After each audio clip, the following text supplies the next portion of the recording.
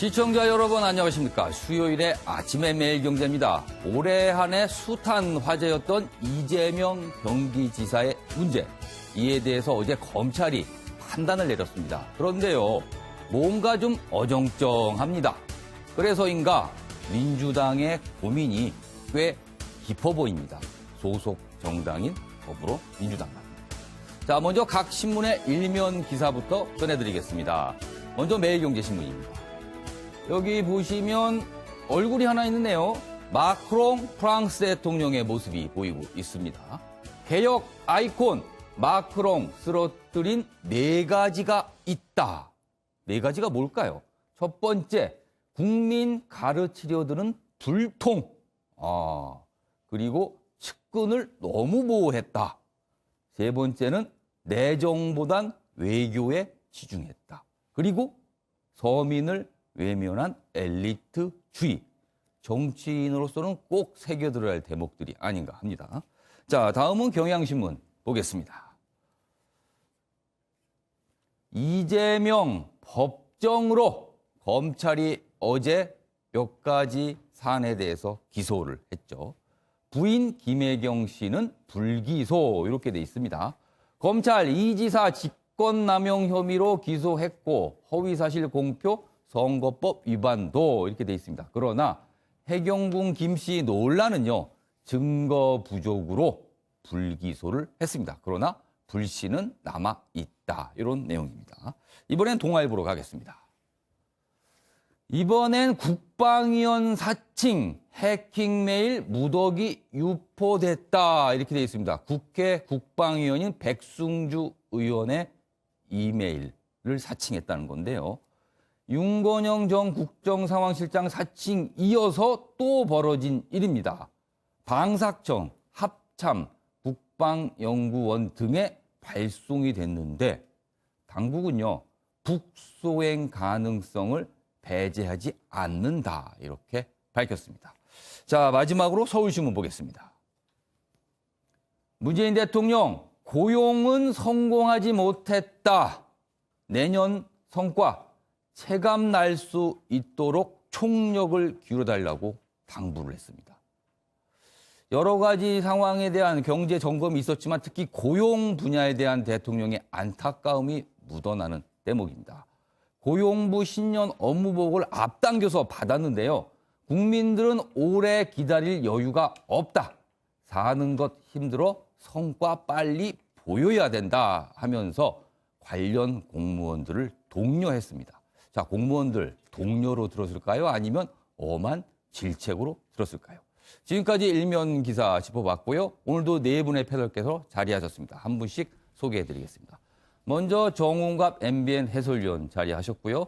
김상일 시사평론가, 이수희 변호사, 배종호 세안대 교수 4분 나오셨습니다. 안녕하세요. 안녕하십니까. 네.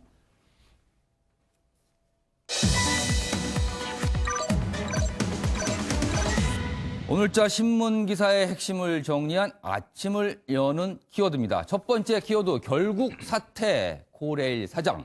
두 번째는요, 해경군 김씨 논란 미궁으로 친박의 득표력. 그리고 마지막으로 소송 당하는 불수능. 이렇게 4가지 키워드로 정리를 해봤습니다. 자, 오늘부터 아침의 매일경제의 형식이 약간 바뀌었습니다. 여러분께서 좀 약간 어색할 수 있는데 저희가 한번 시도해 보도록 하겠습니다. 자, 첫 번째 주제는요, 코레일 사장 사퇴. 이 얘기를 좀 해봐야겠습니다. 첫 번째 기사 보시죠. 오영식 코레일 사장 결국 사퇴. 이렇게 되어 있습니다. 그런데요, 여야는 이 사퇴와 관련해서 사퇴하는 건 좋은데 사고 수습을 외면한 무책임 아니냐. 뭔가를 좀 해놓고 물러났어야 되는 거 아니냐. 이런 지적이 좀 나오고 있다고 하네요.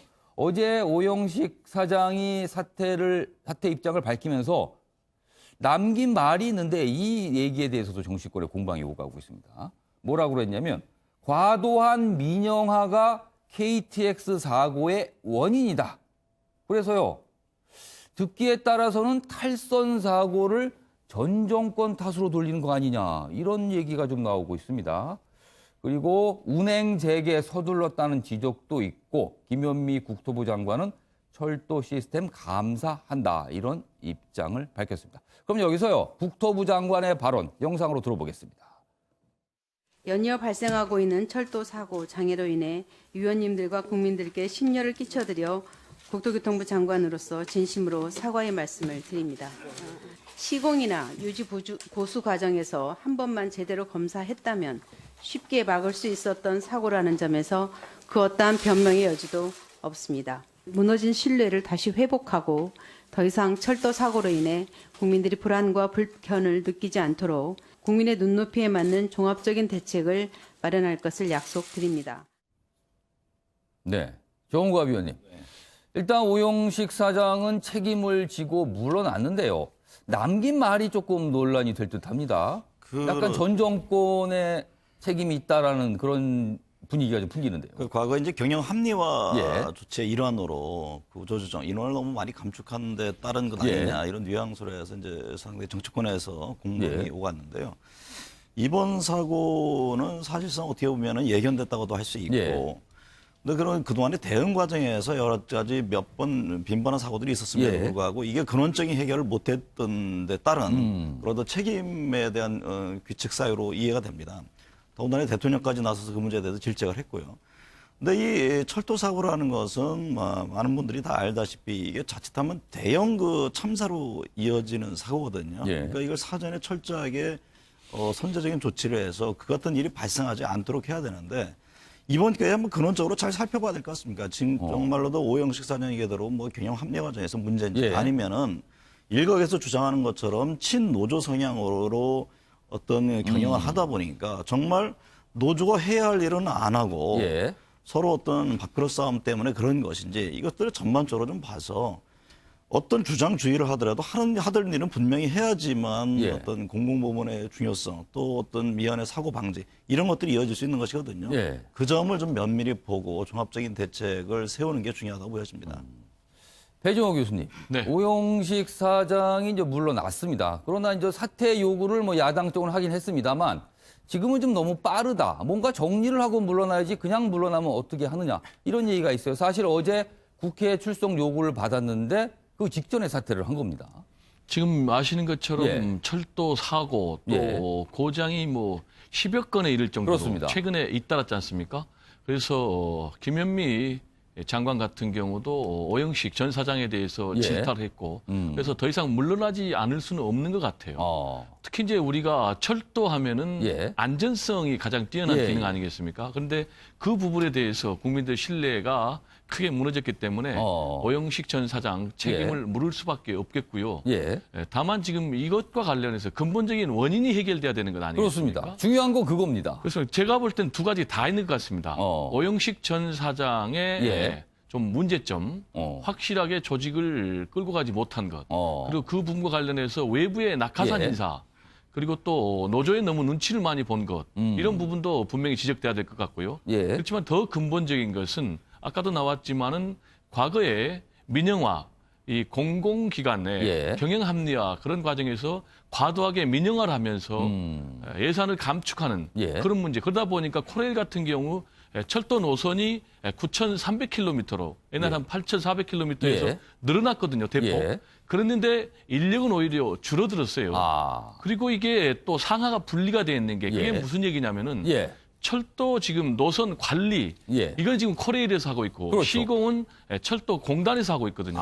만드는 이런 거와 운영하는 게 분리가 돼 있다. 그렇습니다. 거기에다가 또 자회사에다가 대부분 하청을 주다 보니까 지금 철도 승무원 같은 경우 코레일 승무원 같은 경우는 자회사 소속이고 열차 팀장은 이제 코레일 소속인데 승무원들이 또 말을 잘 안 듣는다는 거예요. 그런 이런 근본적인 문제를 이번 기회에 확실하게 고쳐야만이 국민들이 안전하고 철도를 신뢰하고 이용할 수 있지 않나 이런 생각이 듭니다. 자, 이번 KTX 사고 여론이 좋지 않죠? 그러니까 정치권이 나섭니다. 그런데요, 나서는 건 좋은데 어떻게 국회만 가면 이게 국민의 눈에는 싸움으로만 비치게 됩니다. 어제 국회에서 실제 그런 일이 있었거든요. 관련 기사 저희가 준비했는데 보도록 하겠습니다. 자, 여기 보시면요. 오영식 국토위 출석 1시간 앞두고 돌연 사퇴. 뭐 여기까지 앞에 전해드린 내용입니다. 그런데요. 난장판 된 국회. 난장판이 됐습니다. 이 내용 보면요. 현안 질의 대신 여야가 막말을 주고받았습니다. 민주당, 국토교통이 한때 불참하는 일도 있었는데요. 그럼 어제 국회에서 진짜 어떤 모습이었는지 영상으로 확인해 보겠습니다. 위원장님께서 그 자유한국당 등의 의견만 받아서 바른미래당의 이해운 간사도 합의하지 않은 상태에서 일방적으로 회의를 소집한 것은 대단히 부적절하다. 회의는 필요합니다. 하지만 합의를 해야 됩니다. 오늘 회의가 개최된다는 얘기를 위원장님으로부터 두 간사로부터 일절 듣지 못하고 언론으로부터 통보를 받았습니다. 간사 합의를 하시는데 자한당과 민주당만 얘기하면 되는 겁니까? 이혜원 간사님 통지 못 받았습니까? 행정실에서 정식 문자를 남겼는데 문자 확인해 주십시오. 위원장님이 사실과 다른 얘기를 때문에 이건 꼭 속기록에 남겨야 자, 그 정도 했으면 충분히 하셨습니다. 네. 뭐? 이혜원 의원 지금 뭐 하는 거예요? 이혜원 의원은 시간부터 지켜요. 10시에 오기로 했으면 10시에 와서 간사회를 해야지. 앉으세요, 좌석에. 지금 뭐 하는 축제예요? 왜 축제입니까? 여기가 깡패 집단이야? 무슨 완장이라고 하고 있어. 이거 저 어디 가서 싸구려 노동판에서 왔나 어디서 왔고 그 싸구려 말을 함부로 하고 있어. 대한민국 국회 본회의장에서 선출된 상임위원장이에요. 국회를 무시할 거요?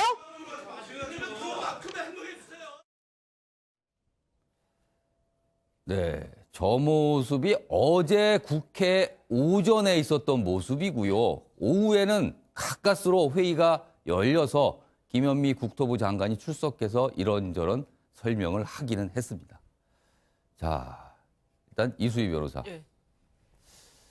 뭐가 국회만 가면요. 이게 갈등을 해결을 해야 되는데 오히려 갈등이 커지고 있습니다.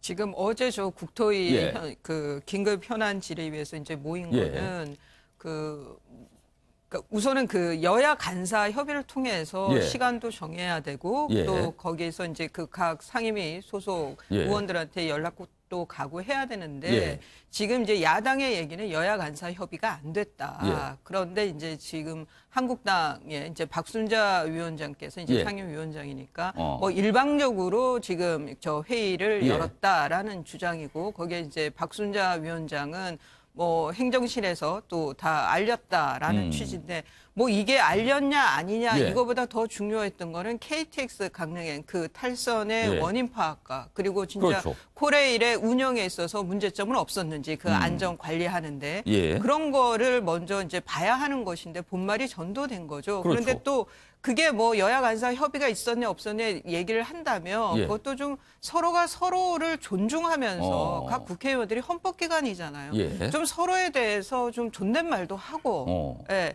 뭐 이의 제기라든가 또 예. 그걸 받아들이는 것도 좀 성숙한 모습들을 보이면 좋은데 예. 늘 결국 가면 나중에 반말과 또 뭐 좀 인신공격적인 말로 끝이 나고 저런 모습이 그대로 또 언론에 노출이 예. 되면 그러니까 결국 국회의원들 세비 인상이 예. 뭐 100몇만 원 오른다고 하더라도 예. 그것도 국민들은 못 받아들이겠다는 예. 거 아니에요. 그게 결국 좀 저는 국회의원들이 좀 성숙하고 품격 있는 모습을 보였으면 좋겠다. 다시 한번 주문하게 됩니다. 여러분께 들어보셨겠지만 아까 본 화면에요. 완장 찾냐? 깡패 집단이냐? 글쎄요. 길거리에서 싸움판에서 나오는 듯한 발언들 아닙니까? 자, 김상희 평론가. 네. KTX 사고 원인을 규명해야 되고 대책을 논해야 되는 자리가 저 자리입니다. 맞습니다. 그런데요. 여야 의원들은 어째서 네. 회의 시간 잡는 것조차도 소통이 안 되는 겁니까? 이게 정쟁으로 그냥 또 가는 겁니까? 그러니까 정치가 무엇인지를 예. 다시 돌아봐야 한다. 저는 이렇게 생각합니다. 예. 정치는 국민을 위한 것이죠. 자기 자신을 위한 것이 아니고 자기 진영을 위한 것이 아닙니다. 예. 그것을 다시 돌아봐야 하지 않을까 저는 생각하고요. 어떻게 모든 이슈가 자기 진영의 논리로만 이렇게 똘똘 뭉쳐서 이야기가 예. 되는지 저는 잘 모르겠습니다. 그 지금 저렇게 고성을 지르는 것이 예. 도대체 누구를 위한 고성과 언쟁인지 저게 한번 공개된 회의에서 저렇게 고성을 지르는 건요. 들으라고 지르는 거 아닙니까? 그러니까요. 그게 뭐 국민이 보고 있다는 거는 완전히 무시하는 것이죠. 예. 저거는 말도 안 되는 겁니다. 예. 국민으로서. 그리고 아까 위원장님께서 이제 말씀하신 것 중에서 예. 하나는 좀 사과를 좀 하셔야 될 부분이 있는 것 같은데 어떤 내용입니까? 노동판에서 왔냐. 아, 이거는 좀 한 분야 직업에 귀천이 없는데 그렇게 하는 거는 좀 한 부분을 폄하하시는 거기 때문에 예. 좀 사과를 하셔야 되지 않을까 이런 생각이고요. 예. 그리고 코레일과 관련해서 한 말씀 드리면 예. 그 공기업이라는 것은 기본적으로 공공성과 예. 그 이윤을 추구하는 기업성을 조화시켜 나가는 예. 굉장히 절묘한 예. 그 경영이 필요한 곳입니다.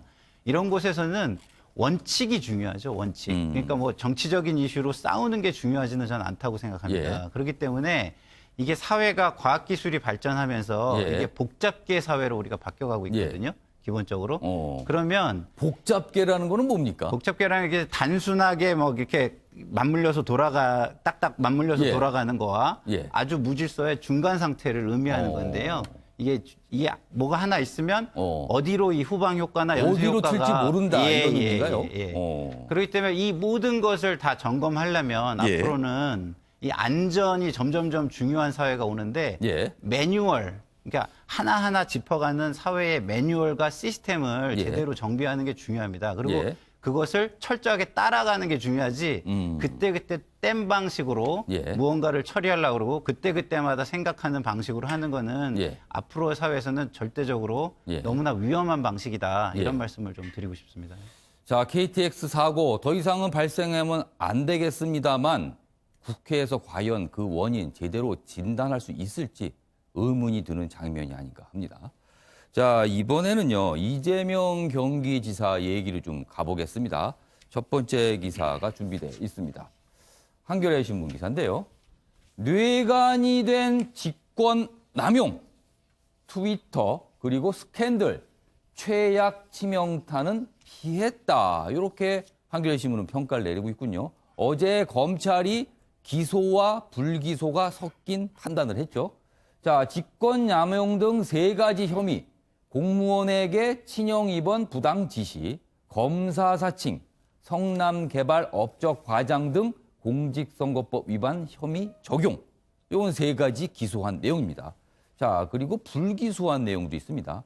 해경궁 김씨 사건은 미궁으로 검찰은요, 계정주가 김혜경 씨다. 이런 특정할 증거가 없다는 판단을 했고요. 여배우 스캔들 의혹도 결국은 흐지부지 됐습니다. 이 지사, 나는 자랑스러운 민주당원이다. 이런 입장을 밝혔는데요. 기사 하나 더 보도록 하겠습니다. 이번엔 조선일보 기사입니다. 네. 이재명 징계 결론 못 낸 여당. 오늘 결과 발표. 요거는 민주당의 상황이고요.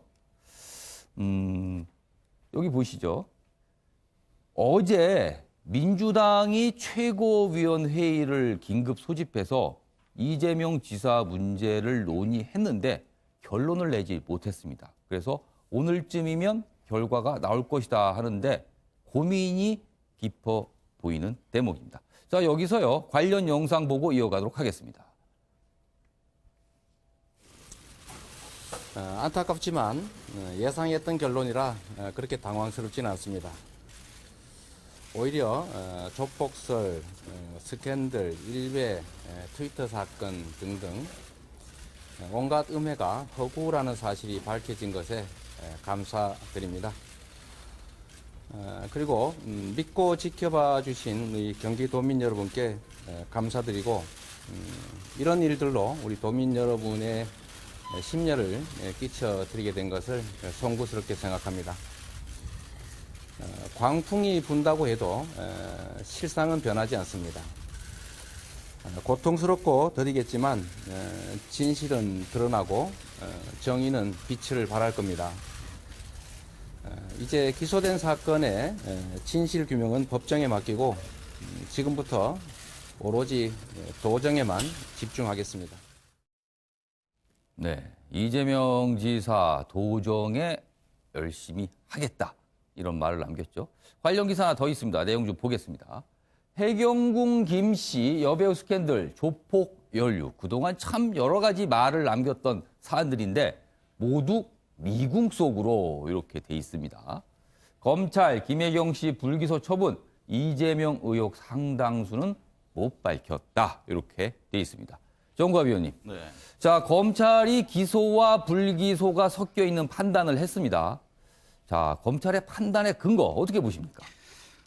어쨌든 해경군 김 씨가 김혜경 씨냐라는 부분에 대해서 경찰은 기소 의견을 했습니다만 그에 대한 어떤 입증할 만한 증거를 확보하지 못했다는 것 아닙니까? 그러니까 어쨌든 증거를 가지고 얘기하기 때문에 그 부분에 대해서 불기소로 간 것이고 특히 이제 여배우 스캔들 문제가 뭐 이 자리에서 여러 차례 진단했습니다만은 오랫동안 계속 뭐 논란이 됐는데 뭐 거기에 대한 입증할 만한 사진 한 장이 없었다는 거죠. 그동안은 무슨 엄청난 뭐 스모킹 건이 있다 어쩌다 그랬지만 결국에는 드러난 게 없기 때문에 검찰로서는 불기소 처분을 내릴 수밖에 없는 상황. 그러니까 실질적으로 정치적으로 굉장히 파장이 클 것은 이제 해경구 김 씨라든가 여배우 스캔들, 여러분 조폭 연루 문제인데 이 문제에 대해서는 어쨌든 이재명 지사 입장에서는 털고 간 것이죠.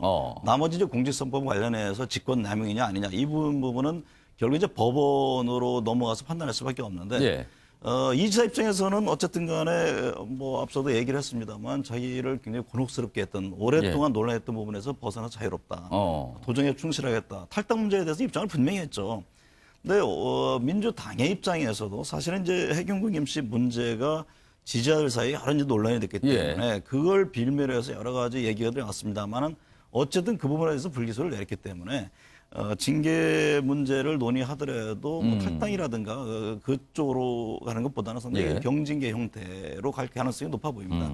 당장 왜냐하면 김명수 경남지사 문제도 있고 또 여러 가지 다 자당 내 의원들이 계속 뭐 여기서 끝나는 문제가 아니기 때문에 형평성 문제라든가 여러 가지 또 정치적인 또는 내부의 어떤 분열, 우려 이런 것들 때문에 상당히 그 지도부로서 신중할 수밖에 없지 않나 이런 생각을 해봅니다. 이수희 변호사. 어제 검찰이 불기소 판단을 한 사안 중에가 이른바 해경군 김 씨 논란이 있었습니다. 어제 검찰의 판단이 나온 뒤에 나오는 여러 가지 평가 중에 하나가 이른바 문재인 대통령의 아들 문제를 이재명 지사가 언급을 하면서 그 부분을 검찰이 부담을 느꼈을 수 있다. 불기소 판단의 배경은 그거일 수 있다. 이런 분석도 있거든요. 어떻게 보세요? 이게 이제 그 알려진 바로는 이재명 그 지사의 변호인이 경찰 의견서에다가 이게 허위 사실에 의한 명예훼손이라고 하면은 이게 허위인지 아니면 사실인지를 밝혀내기 위해서는 문준용 씨의 이 취업 특혜 여부가 사실인지 아닌지를 또 조사해야 되지 않느냐.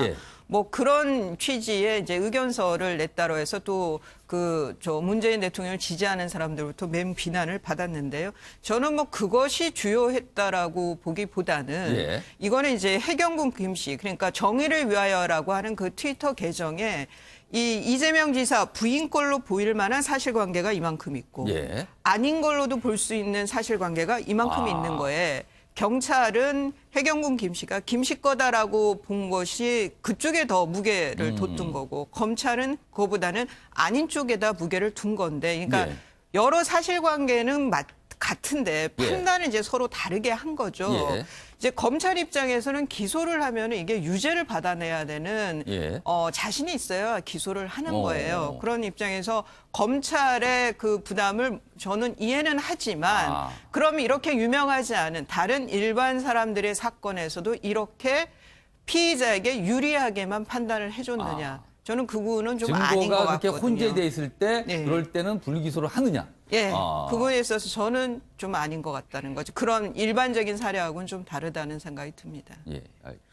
이런 상황에서 민주당 고민이 깊어 보입니다. 어제 최고위원회의를 열었지만 결론을 내지 못해서 오늘 결론을 내겠다고 예고가 돼 있는 상태인데 관련 기사 좀 보겠습니다.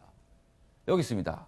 결론 못 낸 여당 더불어민주당입니다. 오늘 결과 발표할 예정이다. 이렇게 돼 있는데요. 검찰 기소에 긴급 최고위를 열었지만 지지층 분열 우려한 당 지도부 어제는 결론을 내지 않았습니다. 징계보다는 신중론의 무게가 있다. 이런 분석이 나오고 있고요. 그런데요. 일부 친문 의원들은 선 탈당 후 복당. 일단 당을 나가달라. 이런 주장도 하고 있다네요. 자, 김상희 평론가. 오늘 민주당이 예정대로라면 최고위원회를 다시 열어서 무언가 결론을 낼 듯합니다. 네네. 어떤 결론이 나오시리라고 예상하세요? 지금 앵커께서 말씀하신 대로 예. 아주 색다른 결론은 아니고요. 그냥 좀 더 두고 보자. 두고 보자. 이런 결론이 나지 않을까. 저는 개인적으로는 예측은 하는데요. 예. 그게 옳으냐에 대해서는 좀 저는 생각은 다릅니다. 어떻게 생각하세요? 왜냐하면 기본적으로 이재명 지사는 여기 본인이 말씀하신 예. 평범한 당원의 한 사람이 아닙니다.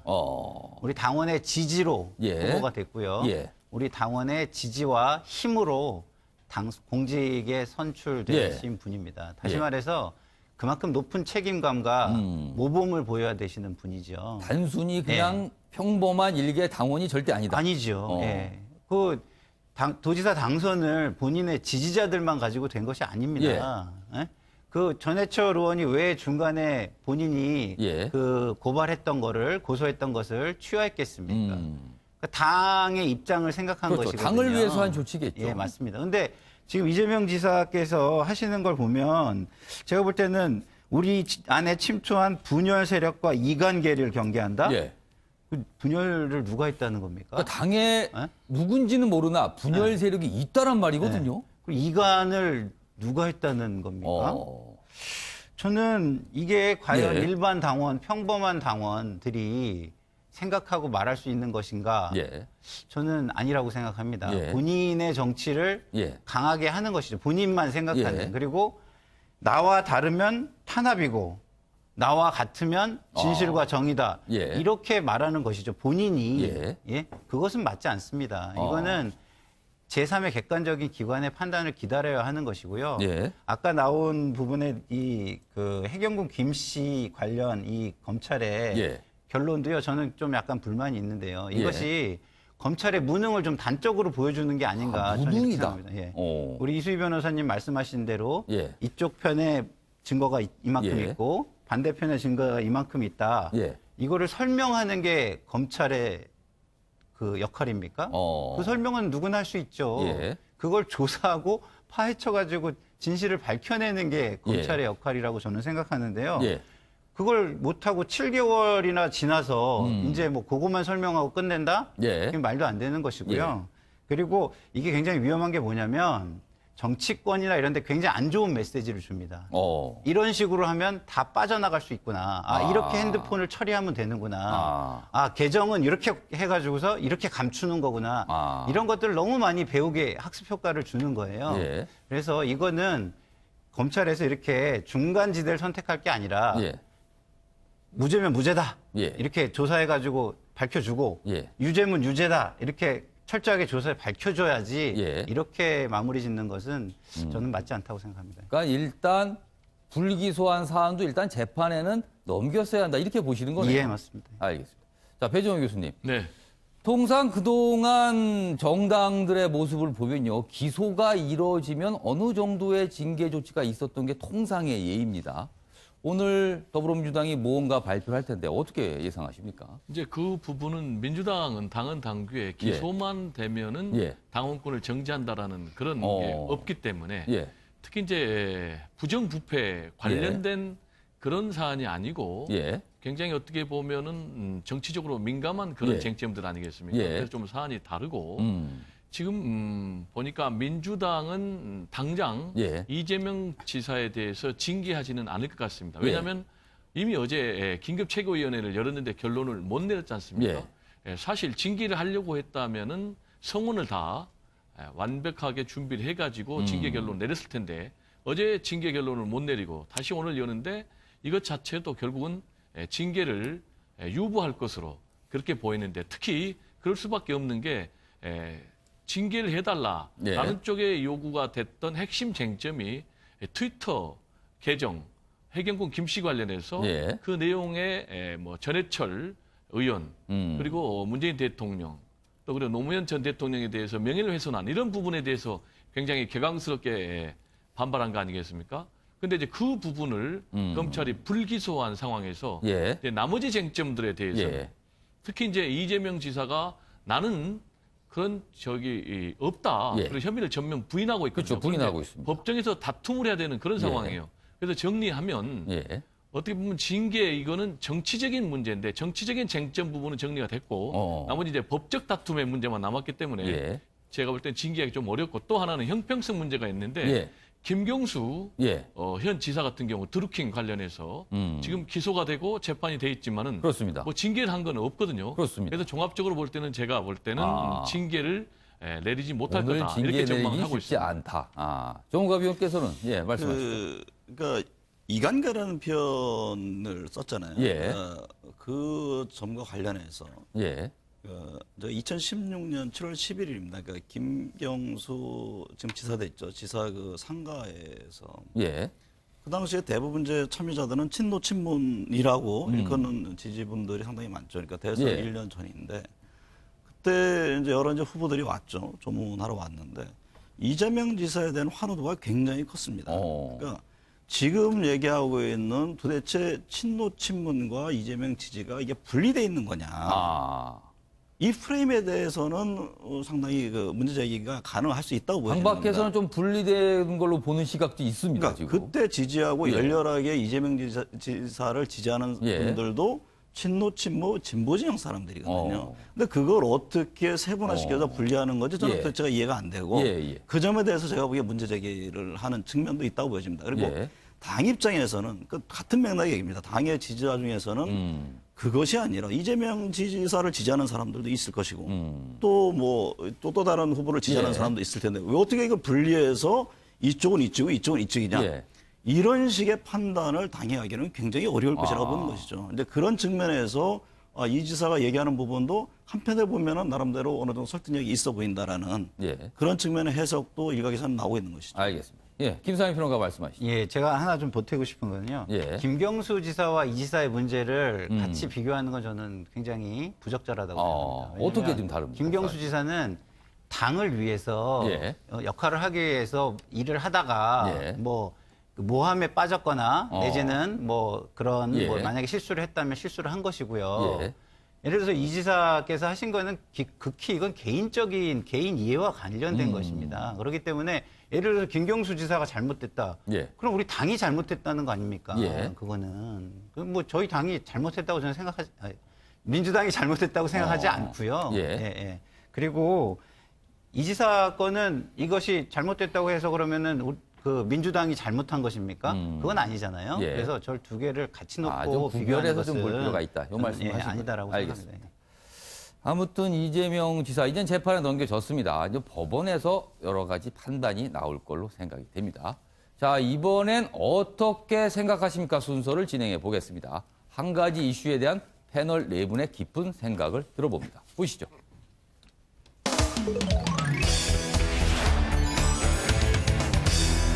오늘 어떻게 생각하십니까? 주제는요. 군대에서 1학기 조기 졸업을 할 수 있게 하겠다는 이런 계획이 나왔습니다. 그 얘기를 좀 해봐야겠습니다. 여기 보시죠. 국방부 군대에서 열공 열심히 공부하면 조기 졸업할 수 있게 해주겠다.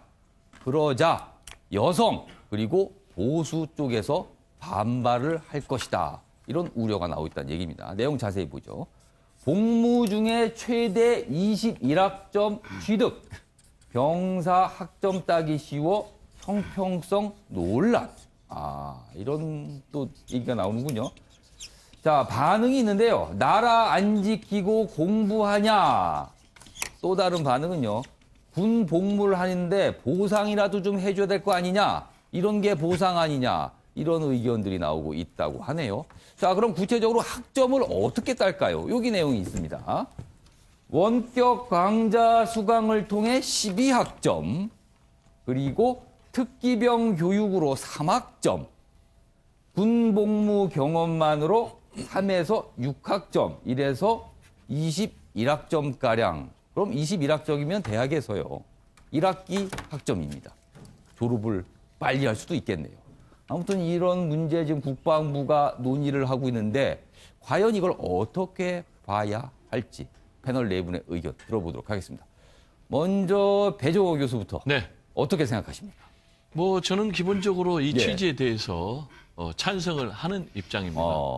왜냐하면은 우리가 군대를 가면은 예. 뭐 썩는다라는 그런 고정관념이 있지 않습니까? 항상 그런 말들 많이 하죠. 그렇습니다. 부정적인 생각인데 뭔가 아니다. 군대를 갔어도 꼭 시간을 허비하는 것이 아니고 자기 개발 그런 기회로도 활용할 수 있다라는 그런 시각을 좀 갖도록 해줘야 되고 실제로 그런 기회를 줘야 돼요. 근데 이걸 보면은 최대 21학점을 인정하겠다는 거 아니겠습니까? 그래서 원격 수업을 통해서 학점을 받기도 하는가 하면은 또 특기병 교육을 하면 3학점 주고 또 그리고 군대 복무만 해도 뭐 3학점에서 6학점 준다고 하는데 군대에서 하는 활동을 학점으로 사실상 인정해 주는 셈입니다. 그렇습니다. 그래서 뭐 한 학기 정도 앞당겨서 조기 졸업할 수 있는 기회로도 활용할 수 있다고 그래요. 다만 이 세 가지 중에 지금 군대 옛날에 가면 가산점 주는 제도가 있었지 않습니까? 그렇습니다. 그래서 그게 성차별이다라고 해서 반발해서 폐지가 됐는데 군대 복무만 해도 가산점을 주는 그런 것과 같은 맥락에서 군대 복무만 해도 학점을 주는 이 부분을 좀 고려를 해봐야 되겠다. 그리고 여성계에서 이거는 좀 성차별이다라고 주장을 하거나 또는 보수계에서는 이렇게 되면 오히려 군의 전력이 약화된다라고 얘기하는데 저는 이 부분에 좀 다른 게 지금 굉장히 현대전이 스마트전 아닙니까? 그래서 군인들이 굉장히 우수한 그런 군인들이 필요해요. 그래서 공부하는 군인들이 필요하다. 그래서 오히려 저는 강군, 현대전에 맞는 강군을 유지하는 그런 기회로 삼을 수 있지 않나. 그래서 찬성하는 입장입니다. 공부를 열심히 하는 길이 강군의 길이다. 이렇게 보시는 거네요. 자, 이수희 변호사께서는 형설지공 이렇게 쓰셨습니다.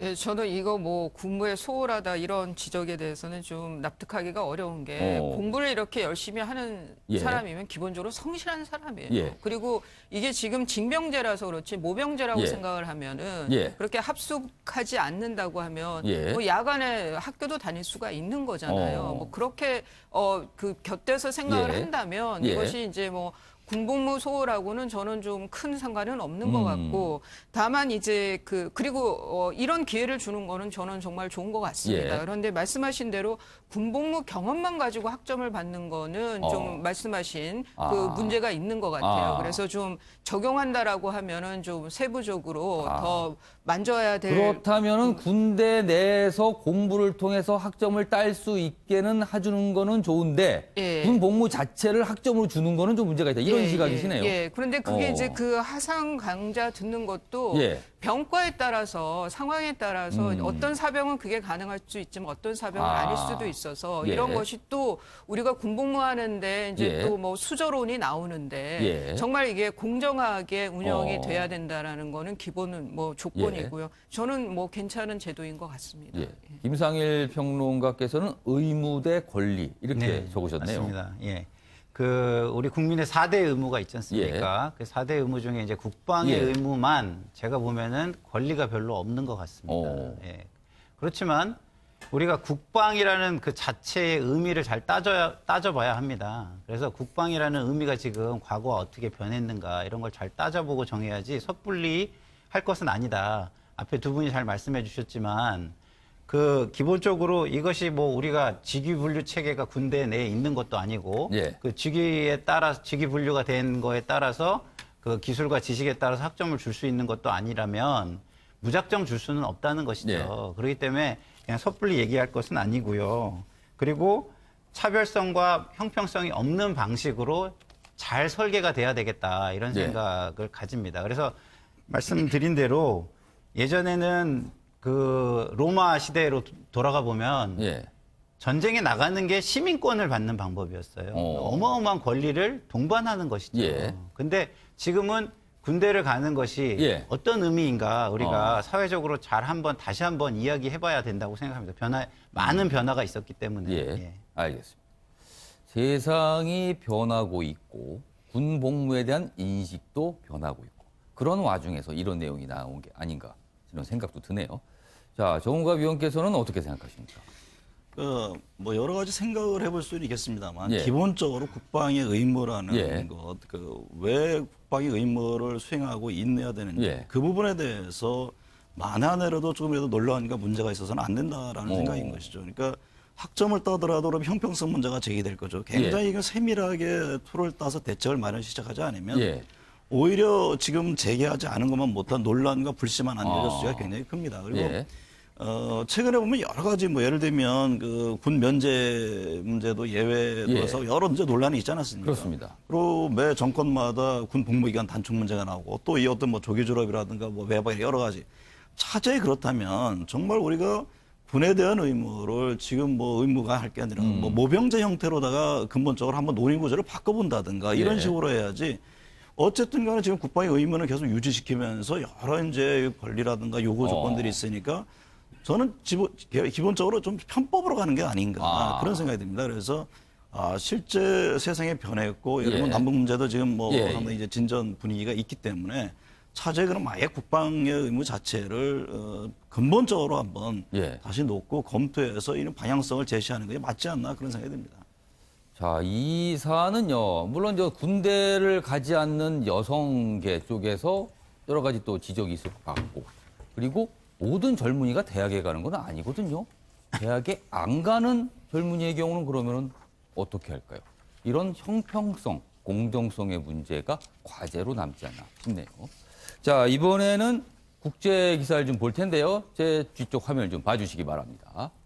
여기 보시면요, 문재인 대통령 타임지 올해의 인물 최종 후보에 올랐지만 결국은 선정은 되지 않았습니다. 그 얘기를 좀 해보도록 하죠. 이 내용과 관련해서는요, 박진아 아나운서가 전하는 이슈톡을 통해 들어보겠습니다.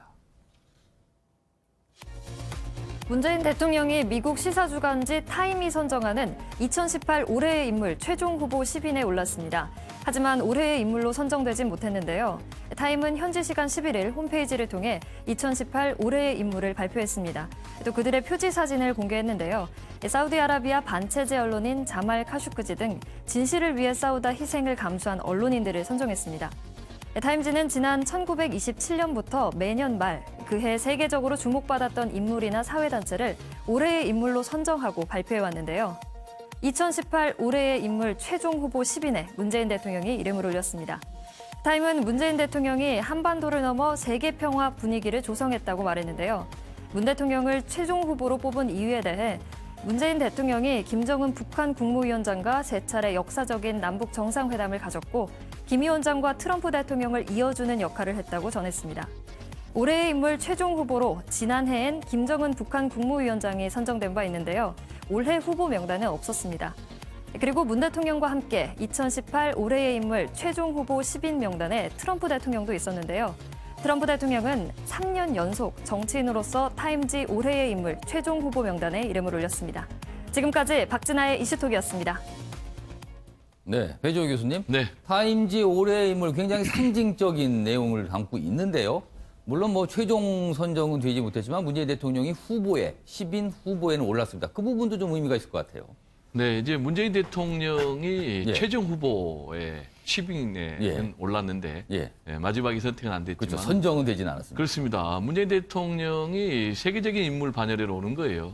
트럼프 미국 대통령 같이 이렇게 올랐기 때문에. 그런데 왜 올랐냐면은 문재인 대통령 같은 경우는 이번에 한반도 평화를 위해서 굉장히 노력을 했다. 특히 잘 우리가 기억하고 있겠지만 얼마 전만 해도 미국의 트럼프 대통령 그리고 북한의 김정은 위원장 핵 문제 가지고 말폭탄하면서 한반도 전역에 전쟁에 위기의 먹구름이 그냥 잔뜩 끼어 있었지 않습니까? 그런데 평창 동계올림픽을 계기로 해서 결국은 남북 정상회담을 가졌고 그리고 또 북미 정상회담까지 성공시켰기 때문에 최종 후보 10인까지는 간 것 같고요. 그리고 이번에 결국은 최종적으로 타임지 올해의 인물에 선택된 인물들은 자말 카시쿠지 살해된 그런 인물 아니겠습니까?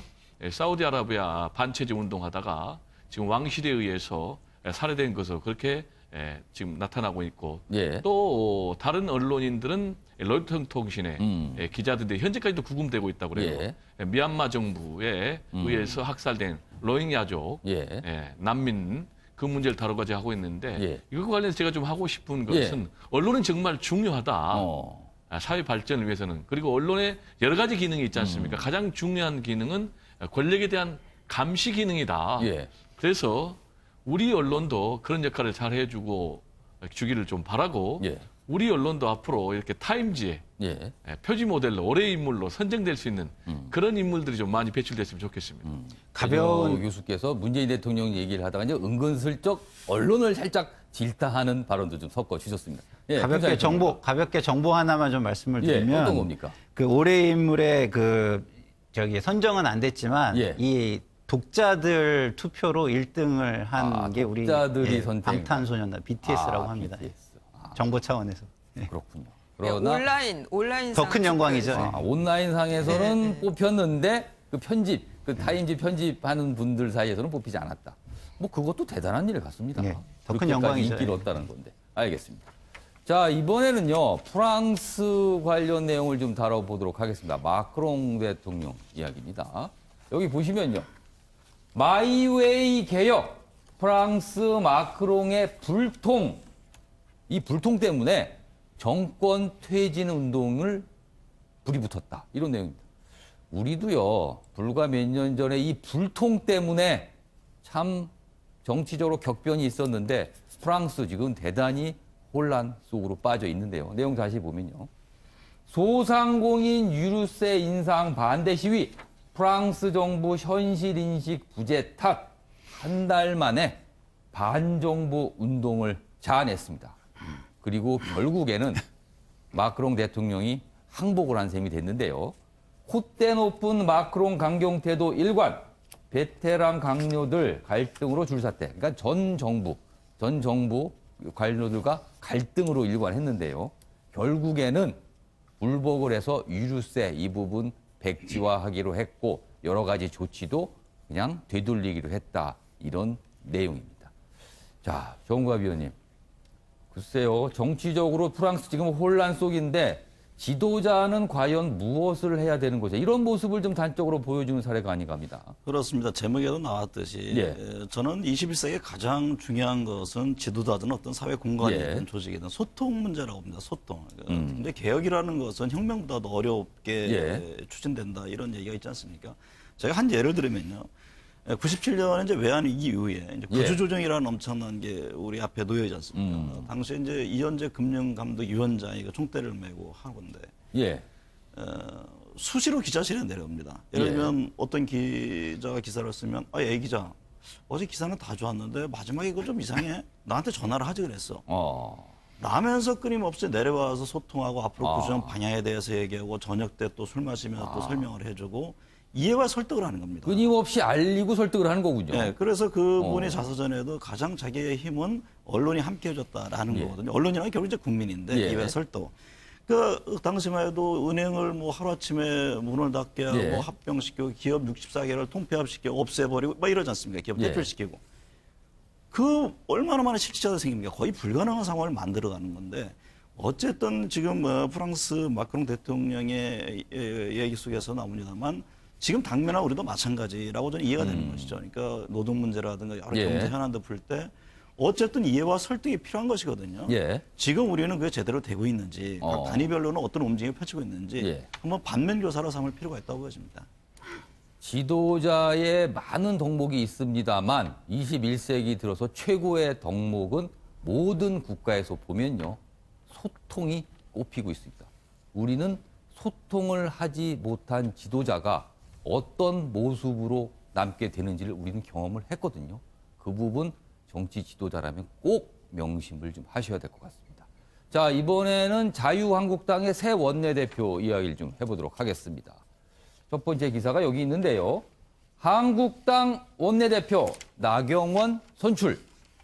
복당파 견제한 친박표 몰렸다. 이런 제목이 달려 있군요. 내용 좀 자세히 보겠습니다.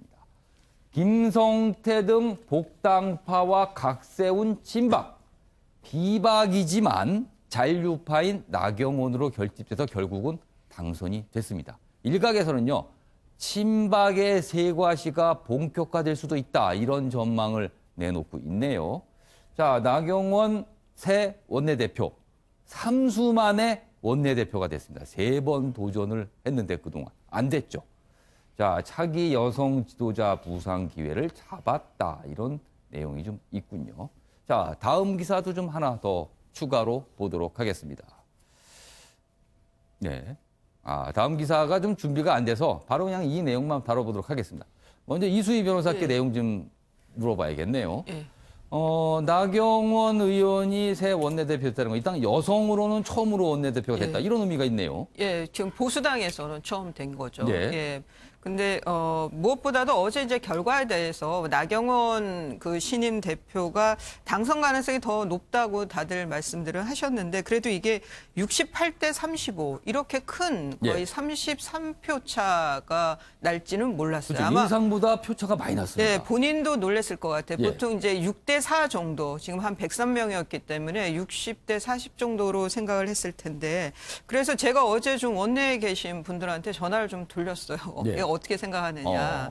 근데 이제 언론에서는 대개는 이걸 이제 개파 생각으로, 개파적인 시각으로 분석들을 하시는데, 그거보다는 이제 김학용 상대 후보인 김학용 후보가 나경원 원내대표에 비해서는 너무 좀 그 존재감이라든가 대중적인 인지도가 좀 많이 부족했다라는 거죠. 그런 게 이제 총선을 앞두고 대여 그 투쟁을 하는 데 있어서는 원내 의원들 입장에서는 그래도 많이 알려진 그리고 좀 콘텐츠가 그래도 준비되어 있는 나경원 신임 대표가 낫지 않느냐라고 해서 표들이 간 것도 있고 그리고 또 하나는 이제 그 많이들 이제 개파로 말씀하시면 복당파 내에서도 그러니까 이제 김무성 전 대표도 그쪽에서도 좀 그 서운한 면이 좀 있었던 것 같아요. 내부 안에.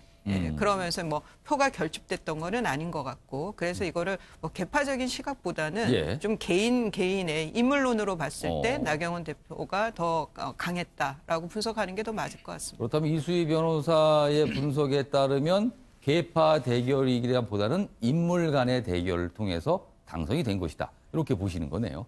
자, 그럼 여기서요. 나경원 새 원내대표의 발언 듣고 이어가도록 하겠습니다. 저는 오늘 의원님들께서 과거가 아니라 미래를 선택했다고 생각합니다. 이제 분열이 아니라 통합을 선택했다고 생각을 합니다.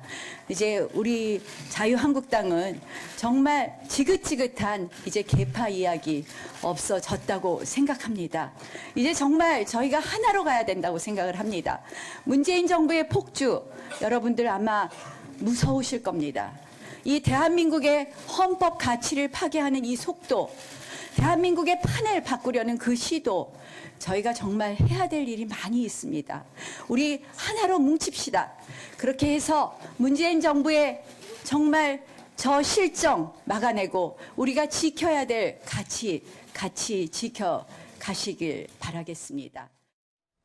하나로 가야 된다. 그리고 하나로 뭉칩시다. 이런 말을 했는데요. 또 다른 발언이 있습니다. 여기 기사가 준비되어 있는데 보겠습니다. 나경원, 바른미래당과는 원하는 분부터 함께 해야. 이렇게 돼 있습니다. 보수통합 관련 당의 문이 활짝 열렸다. 이 얘기를 했는데요. 한국당의 새 원내대표 입에서 당선 당일 바른미래당으로 향한 문이 열려 있다고 얘기가 나왔습니다. 자, 정우갑 위원님, 요걸 좀 어떻게 이해해야 될까요? 바른미래당에 계신 분들 입장에서는 여러 가지 생각이 들겠어요. 네, 그렇죠. 나경원 신임 대표 입장에서는 어쨌든 간에 보수 대통합이라는 것을 외면할 수가 없는 것이죠. 근데 당장 이제 당대당 통합이라는 건 상당히 부담이 있을 수 있고 논란이 있기 때문에 지금 어쨌든 나경원 대표가 되면서 명분을 또 하나 만들어준 거거든요. 나 대표는 뭐 정치세계, 그러니까 어떤 그 개파색이 좀 옅은 측면이 있기 때문에 올 수 있는 하나의 명분이 좀 만들어졌다고 보고 그런 측면에서 오면 언제든지 받아주겠다라는 그 제스처를 취한 것으로 이해가 됩니다. 근데 이번 그 원내대표 선거 결과를 보면은 저는 그 초재선 의원, 중립지대에 있는 초재선 의원들이 좀 합리적인 선택을 아닌 게 아닌가. 한국당 입장에서는. 근데 앞서 그러면 다시 또 친박 세력이 조직화해서 움직일 것이냐. 저는 그 부분에 대해서는 사실 견해를 좀 달리합니다. 어쨌든 나경원 신임 대표도 지금 뭐 인적 쇄신이라든가 보수의 가치를 새롭게 하는 문제들 이 부분을 당면에 있고 이거를 극복해 나가지 못하면은 한국당의 미래가 굉장히 어렵다고 보기 때문에 그 점에 대해서 굉장히 진한한 움직임을 펼 것이고 또 앞서 얘기한 바른미래당이든 함께할 세력들에 대해서 계속 구애를 하면서 또 다른 측면에서 외연 확대를 같이 가는 병행하는 이런 작업이 당분간에 이어질 것으로 보여집니다. 김상희 평론가. 요번에는 뭐 언론들이 이제 많은 분석이 있는데 그 중에 이제 주류 분석이 친박이 나경원 의원을 지지해서 당선이 된 것이다. 자, 그렇다면요. 내년 2월엔 전당대회, 당대표를 뽑는 전당대회가 예정돼 있습니다. 이번 원내대표 경선의 결과와 내년에 있을 전당대회의 당대표 경선, 어떤 연관이 좀 있을까요? 기본적으로는 나경원 대표를 뽑은 이유 중에 그 주요 원인 중에 이유 중에 하나는 뭐냐면 다음 총선에 얼굴로서 좀 적합하다 이런 것이 저는 있다고 보여집니다. 그렇기 때문에 전당대회 역시 다음 총선을 승리로 이끌 인물이 누구냐 이게 주요한 판단 기준이 저는 될 거라고 생각하고요.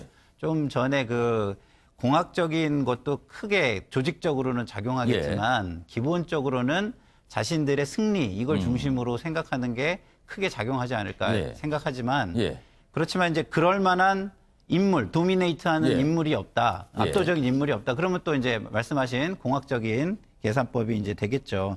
제가 이 나경원 대표님의 말씀 중에서 분열이 아닌 통합을 선택했다. 이건 맞는 말씀입니다. 과거가 아닌 미래를 선택했다. 이거는 틀린 말씀입니다. 왜냐하면 이거는 혁신을 포기하고 쇄신을 포기한 선택이거든요. 그리고 현실에 안주하고 그다음에 지금 여당이 좀 지지부진하니까 그 지지율이 올라가는 반사이익이 안주하겠다. 이런 것이 아닌가 저는 이런 생각이 듭니다. 왜냐하면 지금 탈당파들이 그다지 그 좋은 모습을 못 보여주고 있지 않습니까? 그러니까 이거 이대로 내부에서 그냥 해가지고 반사이익으로 좀 가자 이런 거 아닌가 이런 생각이고요. 철저하게 자기 앞가름을 하는 방식의 선택이 아니었나 이게 제 3자적 입장에서 보면 그리고 인적 쇄신의 대상이 내가 될 수도 있으니 그거에 대한 어떤 반항적인 반대적인 또 투표가 아니었나 이렇게 저는 분석을 합니다. 배재호 교수님. 네. 어제 나경원 새 원내대표가 뽑히기 전에 물러나는 김성태 원내대표, 이제는 전 원내대표가 됐습니다. 이런 말을 남겼습니다. 여당을 향해서 날 그리워할 거다. 이런 말을 했어요.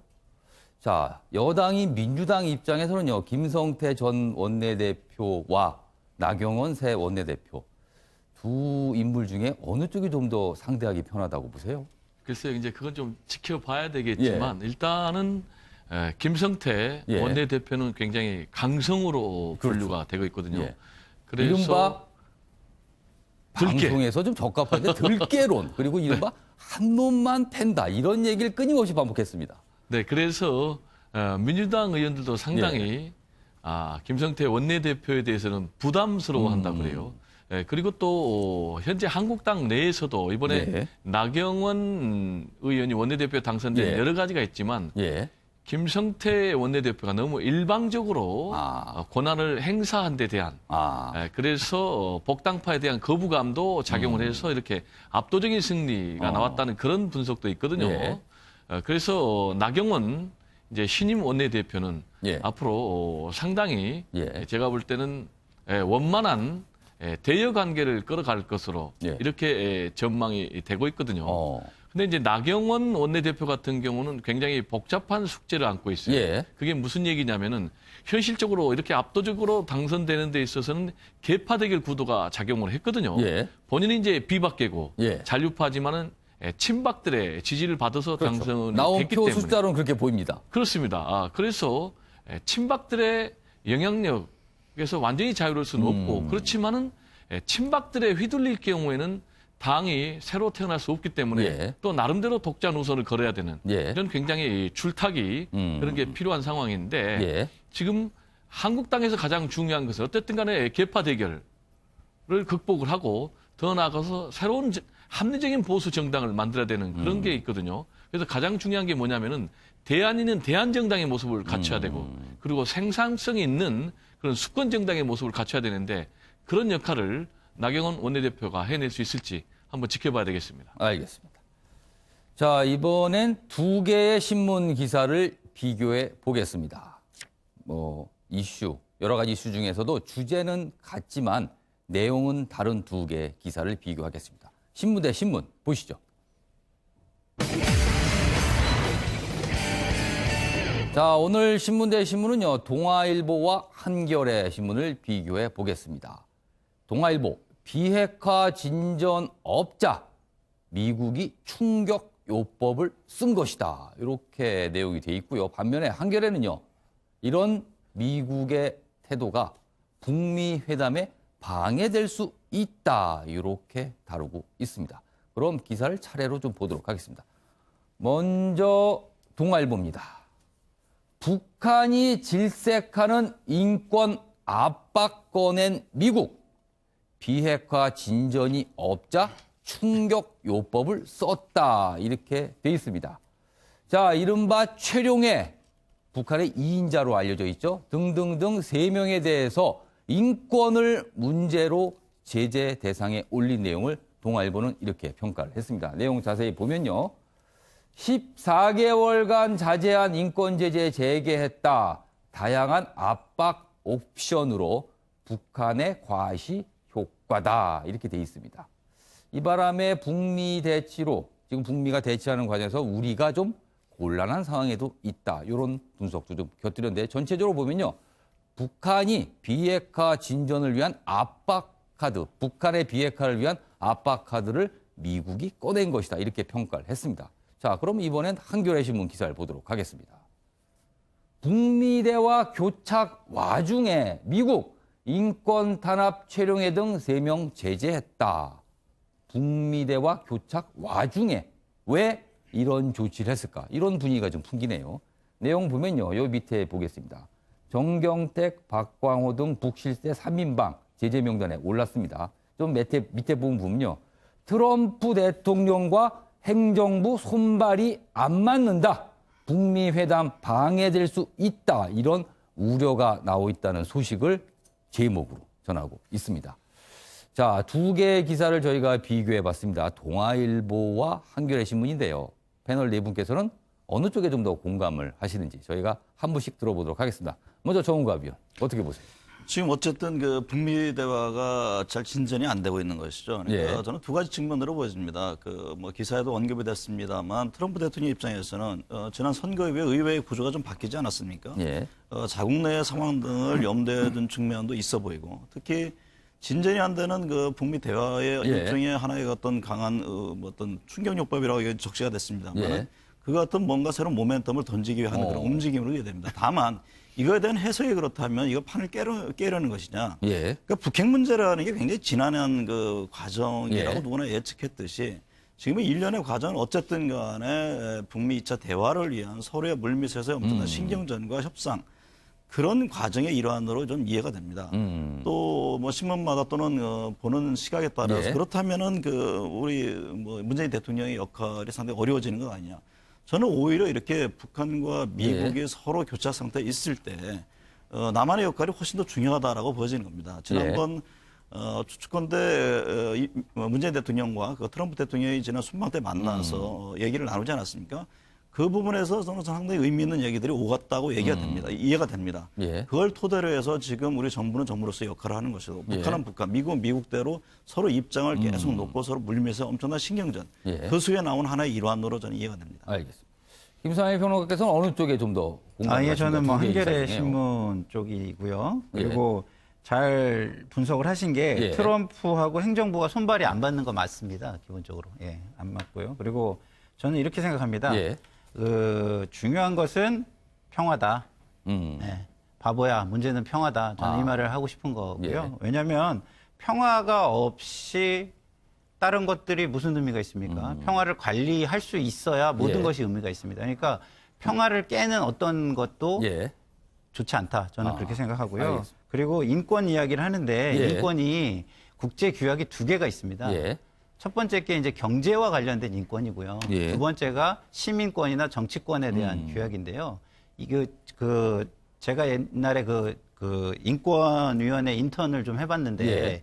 거기 와 있는 세계 모든 인권 운동가들이 인정하는 게 있습니다. 그게 뭐냐면 경제가 먼저 뒷받침되지 않고 시민 사회 정치적인 인권은 만들 수 없다. 이런 얘기가 있으니까 북한의 경제를 어느 정도 올려주는 것이 우선적이다. 저는 이렇게 생각합니다. 알겠습니다. 이수희 변호사께는 어느 쪽에 좀 더 공감이 가세요? 저는 뭐 동아일보 쪽인데요. 그러니까 예. 한겨레의 이제 취지는 그건 것 같아요. 예. 이 와중에 왜 제재까지 그렇죠. 왜 이 와중에? 예, 예. 그런 이제 탓인 것 같고 예. 동아일보는 이제 이것이 압박 카드로 해서 북한을 예. 대화 테이블로 더 끌어내려고 하는 예. 거 아니냐라는 이제 취지인 것 같은데요. 예. 글쎄 이거는 뭐 향후 봐야 되겠습니다. 효과가 어떻게 나올지에 대해서는. 그런데 제재가 그래도 이만큼까지 오는데 예. 역할을 한 것은 분명히 있기 때문에 예. 북한에서의 비핵화와 관련된 구체적인 진전이 없는 한은 좀 제재 완화는 좀 조심스러워야 된다는 생각합니다. 배종호 교수께서는 어느 쪽에 공감을 하세요? 보니까 두 기사가 그렇게 큰 차이는 있는 것 같지 예. 않아요. 결국은 이번에 인권 제재 예. 카드를 미국이 네 번째로 꺼낸 이유도 대북 압박을 예. 통해서 북미 협상을 끌어내고 유리한 환경을 조성하겠다라는 건데 다만 방점은 동아일보는 문재인 정부가 험로가 예상이 된다. 예. 그런 얘기고 예. 그리고 한겨레는 좀 북미 비핵화 협상에 방해가 되지 않겠느냐라는 건데 두 기사가 다 맞는데 저는 바람은 미국도 좀 원만하게 했으면 좋겠고 또 미국이 이렇게 계속 어깃장을 놓으면은 김정은 위원장이 연내 서울 답방을 해서 예. 좀 적극적으로 교착 상태를 풀어나가는 건 어떤가 이런 예. 바람을 해봅니다. 알겠습니다. 시청자 여러분께서는 두 개의 기사 어떻게 보셨는지 모르겠습니다. 자, 이번에 마지막 기사가 될 것 같군요. 이른바 불수능 얘기 계속 얘기가 나오는데 그 얘기 해보겠습니다. 여기 보시면요. 정부 상대 손해배상 소송까지 가는 불수능이 소송 대상이 됐습니다. 시민단체 국어 31번 교과박 출제, 학생 학부모 정신적 피해를 보상해야 된다. 시민단체 주장입니다. 2주간 원고를 모집해 소송을 할 계획이라 그러는데요. 구체적 내용이 여기 있습니다. 여기 보시죠. 올해 수능을 치른 학생과 학부모들은 학교 교육 과정만으로는 도저히 대비할 수 없어 물리적, 정신적 피해가 매우 크다고 호소했다. 이렇게 돼 있습니다. 자, 김사희 평론가. 예. 불수능에 대해서 불만을 가진 분들. 이 불수능은 학교 공부로는 해결이 안 된다. 이런 이유입니다. 어떻게 보세요? 그분들의 심정적인 것은 충분히 이해가 됩니다. 예. 예. 그리고 그런 것들이 없이 잘했으면 좋겠다라는 마음도 동의합니다. 그렇지만 그분들도 잘해보려고 하지 않았을까. 그러면 이제 적극적 행정은 사실은 귀책 사유가 조각되게 돼 있습니다. 예. 그래서 제가 볼 때는 너무 약간은 과도하지 않은가 이런 생각인데요. 예. 아무튼 수능에 대한 불만이 이렇게도 표출이 되고 있습니다. 오늘은 기온이 평년보다 낮고 바람까지 불어 쌀쌀한 날씨를 보이겠습니다. 낮 최고 기온은 1에서 8도로 예상됩니다. 아침에 매일 경제 여기서 마칩니다. 내일 오전 8시에 다시 뵙겠습니다.